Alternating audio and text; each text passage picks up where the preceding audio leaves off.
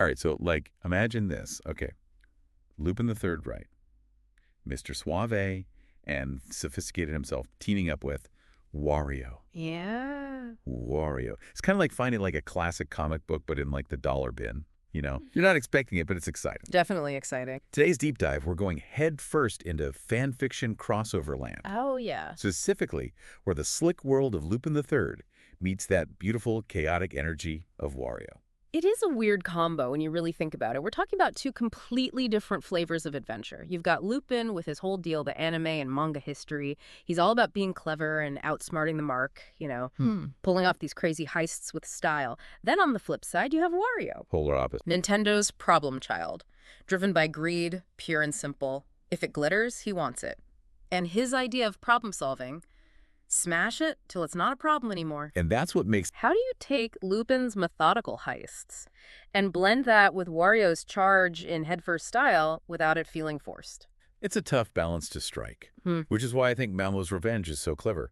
It takes our heroes and forces them into an alliance they never would have chosen otherwise. They don't exactly start out buddy-buddy, do they? Not even close. The writers use a shared enemy to bring them together. Of course. Makes total sense. Lupin's nemesis, Mamo, which honestly tracks right. Neither Lupin nor Wario strike me as the plays well with others type, especially when there's treasure on the line. It's like suddenly finding out you and your neighbor who blasts polka music at 3 a.m. both hate the homeowners association. Common enemy. Instant common ground. So how does this reluctant team-up actually play out? Better than you'd think. The script does a great job playing to their strengths. You've got Lupin's crew all stealth and gadgets right. They're infiltrating Mamo's fortress with that classic Lupin finesse. And Wario's just smashing through walls. Oh, absolutely. Wario and Waluigi are a battering ram with legs. They are the distraction. And it works. That difference in styles is hilarious, but it also makes them a surprisingly effective team. Lupin's disabling security systems with a flick of his wrist while Wario's over there making a new door. And of course, it wouldn't be a Lupin story without a little rivalry even within the team. We've got to talk about Fujiko. Right, Fujiko Mine Lupin's partner in crime. And on the Wario side, we've got Captain Syrup. Never at a dull moment with her around. And the script throws them together, too. Instantly adds another layer of tension because now it's not just about beating Mamo, it's about, well, who can outsmart who? Which is SO on brand for both of them. They're both used to getting what they want, and neither one backs down from a challenge. Oh, this is going to be good. Two teams, two completely different approaches, one giant pile of loot. What could possibly go wrong? You know, it's funny thinking about how different their styles are. It's like that saying, if you got a scalpel, why use a hammer? Except in Wario's case, it's more like, why use anything other than a hammer? Exactly. Which leads us perfectly into our second script, the Great Heist Crossover Special. This one throws subtlety right out the window. They're competing from the get-go. And it's fantastic. The writer is clearly having a blast with the visual comedy here. You can tell just from the descriptions, right? 1 minute, it's all, Lupin's team gracefully bypassed the laser grid with their custom grappling hooks. Next minute, Wario just runs through the wall. pretty much, leaving a Wario-shaped hole in his wake. See, this is why I love fan fiction. It gets the joke. You can just picture Lupin's exasperated sighs as Wario's turning this high-stakes heist into a demolition derby.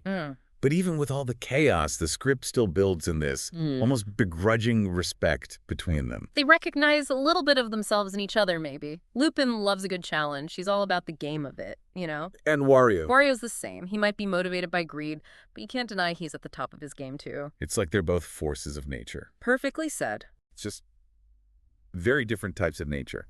One's a precise wind current and the other is a landslide. And the script sells this beautifully with visuals, too. There's this whole sequence where they're both trying to escape with the loot. Lupin's in his car, right? All smooth maneuvers and perfect timing. Meanwhile, Wario's probably hot-wired to tank. Basically, it's a hilarious visual representation of their personalities. It's that classic cartoon chase scene. One guy's doing parkour, the other's just smashing through buildings. Yeah. But somehow it works because it's exactly what we expect from them. We know how Lupin operates, and we know something's going to explode when Wario's around. And that subversion of expectations, that's where the humor comes in. You've got it. Playing with the tropes, but keeping them recognizable. And it just goes to show, even with established characters like this, there's always room to have some fun. It really gets you thinking, though. What other weird pairings could work if you put your mind to it? And speaking of unexpected pairings, both of these scripts, they have their action and their funny moments. Yeah. But there's also this surprising amount of heart. It's like under all the crazy antics and the treasure stealing, Yeah. they actually managed to build a little bit of a connection. Oh, it's there. Like in Mamo's Revenge, at the very end. They don't exactly become best friends, but there's that almost handshake, that look. Yeah, they went through the ringer together. They're not going to exchange friendship bracelets, but they're not enemies anymore either. Yeah. It's like that nod you give another driver after you both survive a near miss on the freeway. Totally. Shared trauma brings people together. Exactly. Makes you wonder, though, what would it take for these two teams to actually get along? Like, really get along? Now that's a fan fiction I would read. Mm. But it also makes you think about, why do we love these crossovers so much? What is it about these totally different worlds colliding that gets us so excited? Part of it, I think, is it's just F you in to see something new. Like, you walk into your house, you've lived there forever, right? And then one day, bam, secret passage you never knew about. That's what this is like. Comfort food, but with like a dash of hot sauce. Mm-hmm. You know what to expect, but then it surprises you. And maybe it's also because we want that in real life too. Like if Lupin and Wario can find a way to work together, even if it's temporary, maybe there's hope for the rest of us. That's a nice thought. It's a good reminder that no matter how different people are, you can always find common ground, learn something new, maybe steal some treasure while you're at it. Exactly. So as we wrap up this deep dive into Lupin and Wario, we got to ask, what other crossovers would you like to see? Oh. What unlikely pairings get your imagination going? Let us know. And while you're thinking about that, here's one last thought to leave you with. If a common enemy is what brought them together, what could tear Lupin and Wario apart? Ooh, good question. Is their partnership strong enough to survive betrayal? Or are they doomed to turn on each other eventually? Plenty to think about until next time.